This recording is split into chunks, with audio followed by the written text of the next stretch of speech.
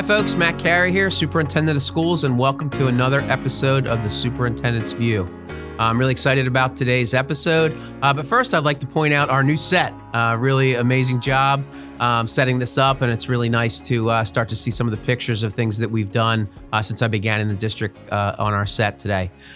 In today's episode, what we're going to do is I'm going to have a special guest today. Our Director of Student Services is going to be on, Tammy Lascar. We're also going to take you on a visitation and view our related services at Mercer Elementary Schools. And then we're going to end the episode showing you some of pictures and videos from our outstanding Halloween parade day that went on at our schools. Just an amazing day. I got to dress up as well, so that was fun. I pretended that I was a surgeon, which was nice, and actually had a couple of other students that were dressed as doctors as well, so we kind of made our own little doctors group. But a really fun day, and I'm ready to bring you the next episode of the Superintendent's View. Hi, folks. I'm here with Tammy Lascar, our Director of Student Services at Mercer County Special Services. Welcome to the show, Tammy. Thank you for having me. Oh, it's a pleasure to have you here. I've actually wanted to have you on the show for quite some time now, so it's great to have you on. So why don't you just tell me a little bit about what it's like to be the Director of Student Services at Mercer County Special Services? Busy. Yeah. Since we're a receiving district, it's a lot of communication with sending districts and our families and making sure everybody's following the IEPs. Mm-hmm. Yeah, that's important. So like as a Director of Student Services, when people hear the title Student Services, what type of employees, specialists fall under that umbrella of Student Services?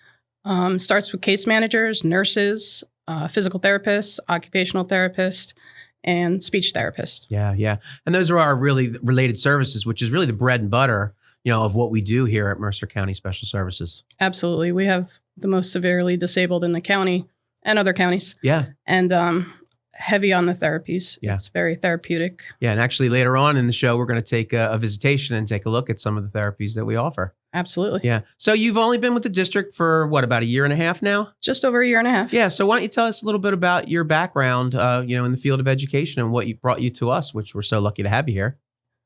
Sure.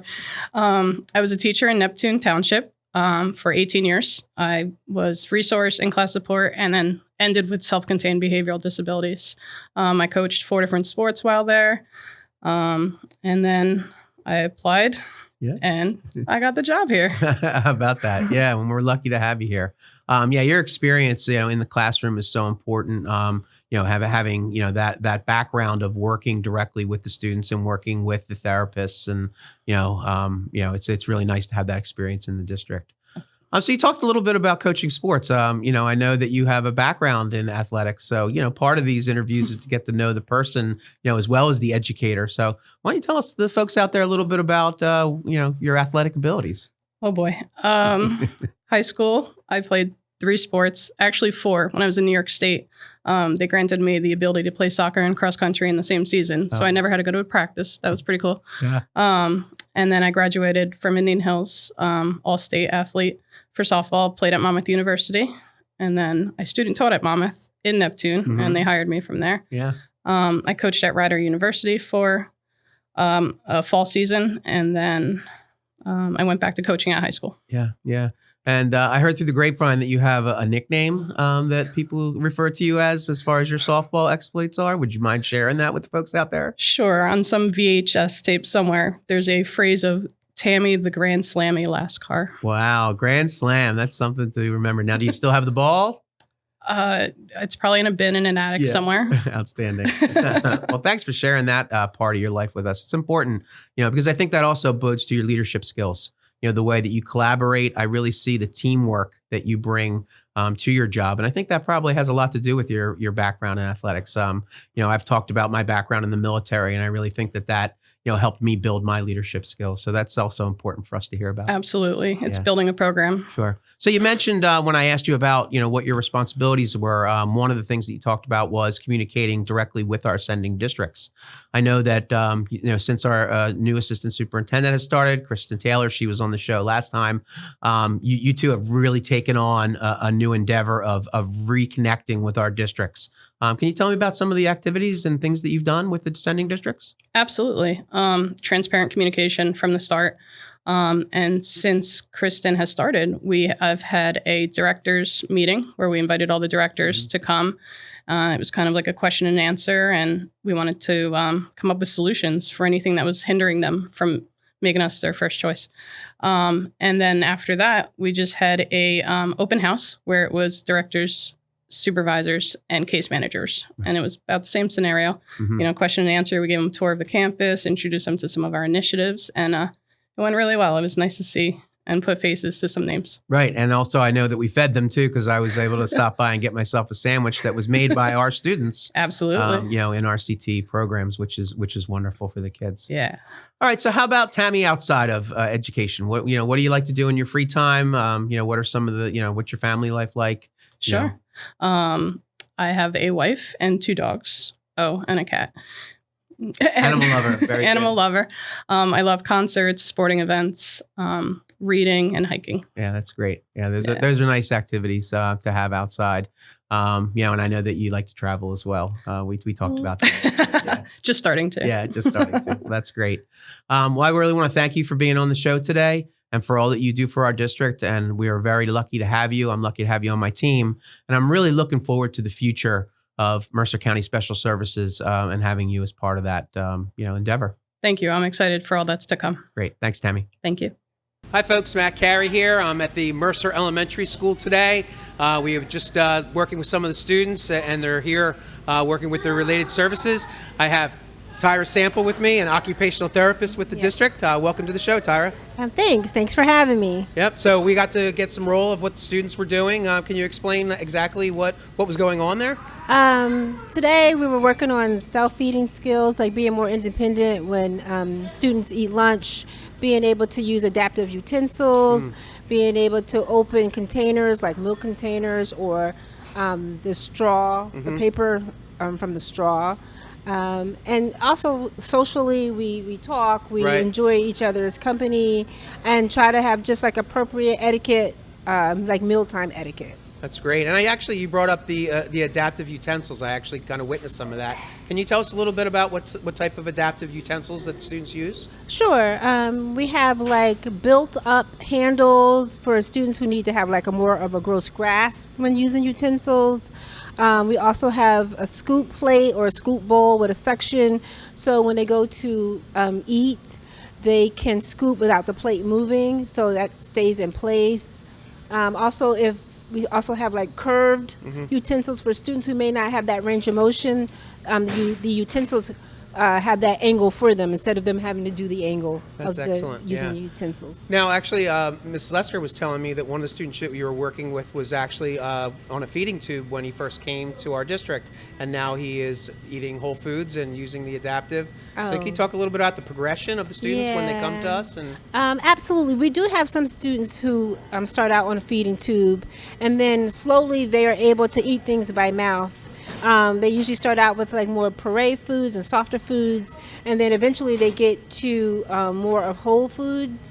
That student has done an awesome job with being able to learn how to take small bites, being able to chew his food accurately and appropriately, not overstuffing.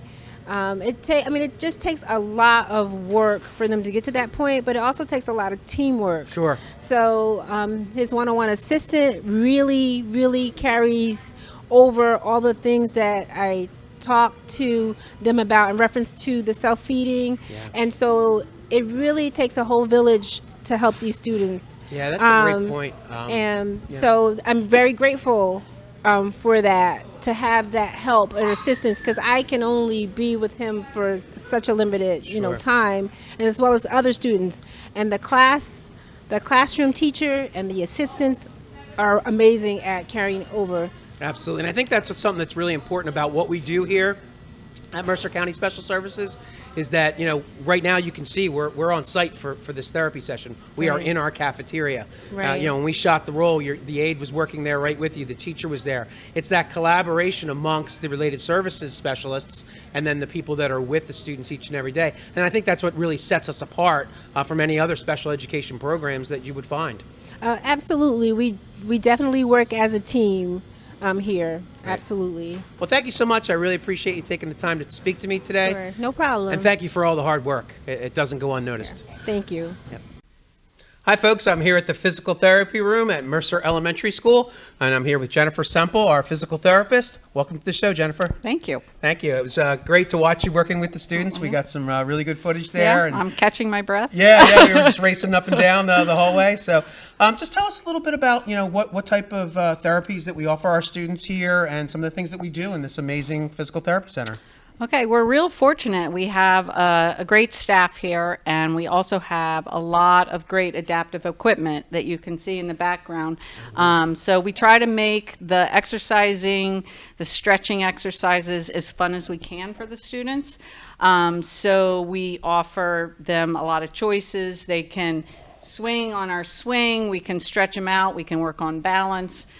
We can do strengthening exercises over balls. We have treadmills.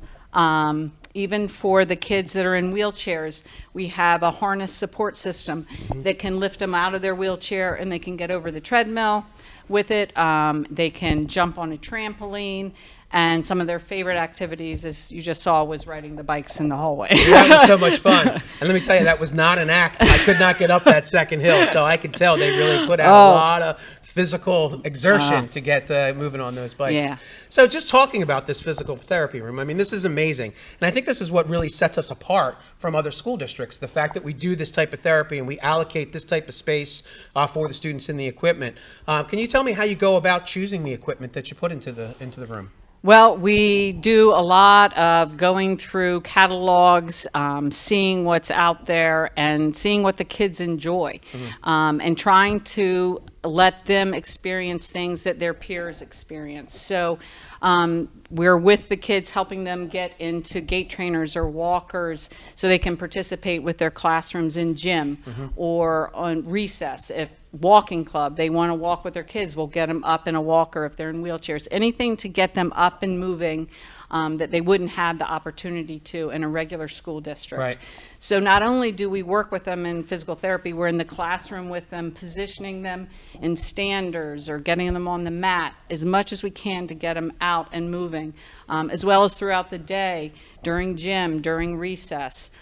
So that it's an all-day thing. It's not just pulling them out for 30 minutes. Right, yeah, and that's what's really amazing. I had witnessed that in a couple of the related services that we were looking at, whereas it's really almost a push-in model where you're going into the classroom, you're working with the aides or the teacher. Absolutely. So that they can continue with the progression that was made during the therapy sessions. Absolutely. Yeah, really amazing. Well, I really want to thank you for having me in today. My pleasure. Yeah, it was great having you and hearing a little bit about what we do here that makes us so special. Thank you. Thanks for everything. Hi folks, Matt Carey here. I'm at the JFC school with all of our wonderful speech therapists. And behind them, what you'll see is a core board, and this is part of our core board initiative. So I'm going to ask them a little bit to tell us a little bit about what this all is and how we use it and how it helps our students. Great, thank you. My name is Allison Johnson, speech therapist here at JFC.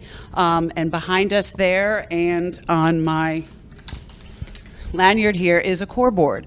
A core board consists of core words, which are words that are mostly used by younger children through adults throughout the day. Some of us think that maybe we use nouns a lot, like cookie or slide, but actually we use core words that tend to be more verbs: eat, drink, run, play, positional concepts, up, down, high, low. So we gathered together about a year ago and made a list of words that are used most often in our school with our students. So we decided to make a core board that will be used by all of the students. We found that I would have one core board, Allison would have a different one. This allows a universal core board throughout the entire school. So students become familiar with it and they see it in multiple settings. And I'm Lisa Latch, a speech therapist at JFC, and we wanted to have one universal core board so that way it could be used all over the school. So it's just one board that everybody can have access to, because we want our students to always to have access to communication. So by putting this board all around our school, in our classrooms, in our hallways, in our specials rooms, in our therapy rooms, on the walls everywhere, there's always the availability of this to help them communicate, because our students need to be able to communicate in all environments. Hi, I'm Bridget Targonsky, a speech therapist at JFC. Like Lisa said, we are putting this board everywhere. So we are taping it to tables, on the walls. We're providing physical boards that can be taken and moved places throughout all the classrooms and different rooms. It's still a work in progress, but we're really excited with how far we've come with it and that we've been able to have even this large board here in the atrium. And I'm Samantha Taylor, speech therapist, and who we use this with is it's all of our students. Our thought process behind when we initially put it together was there's often a gap of time where students come in, non-speaking students, and they don't have a way to communicate. So this was a way to quickly give them communication. But we also use it with students who speak or who are starting to develop their language, because it's a visual support as well, so that as we're modeling language by pointing to the words, they're absorbing that, and that not only do they have to hear the words, but they have something they can see, something they can touch to help integrate the experience and understanding of these words. That's really great, and thank you for such a wonderful explanation. How about at home? Can they take this home with them and their families can use it? Absolutely. We are sending them home when parents come in for IEP meetings. We're talking about them at that time, or conferences, anytime that it comes up, but definitely is something that we send home and try to give them some education about how to use it.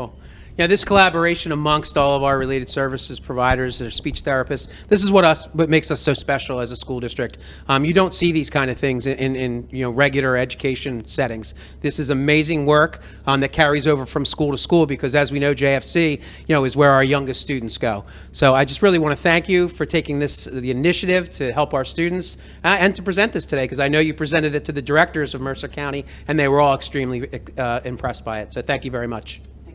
And we'll finish off this show by showing you some pictures from our fall festival and Halloween day.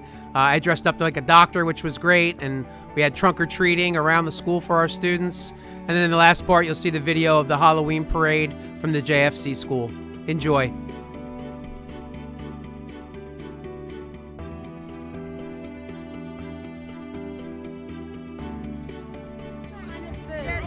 Hey everyone. Good job. It's Batman.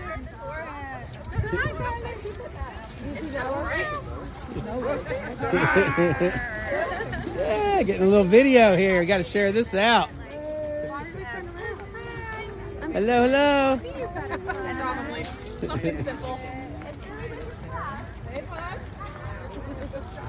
Happy Halloween.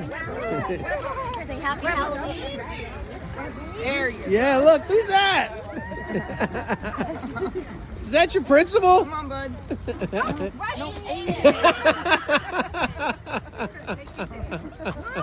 want it to be Bluey. I could have had an adult Bluey. It's very tiresome. Oh, too funny. How cute. I could have had an adult Bluey. Yay.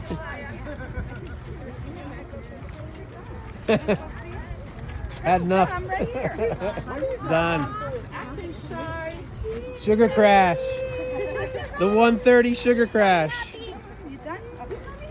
Yay. Look, it's Clara the unicorn. Hi, Joe. You want a picture? I'm so squishy, right? Hey, look at me. Here, wait. Oh, that was so. Do you want to give me Clara a hug? Dad, look at me. He's like, what is going on? Thank you. Hey, what do you think?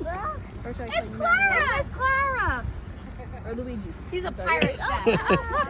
Hi, matey. Here we go. You're the chef on the pirate jack one? Yeah. There we go. Yeah, every ship has to have a chef, that's for sure. Yeah, so pirates have to eat. Yes, they do. You're doing awesome. You gonna cook me a good dinner? Great job today. Great job. Have fun. Bye. Bye-bye. Halloween.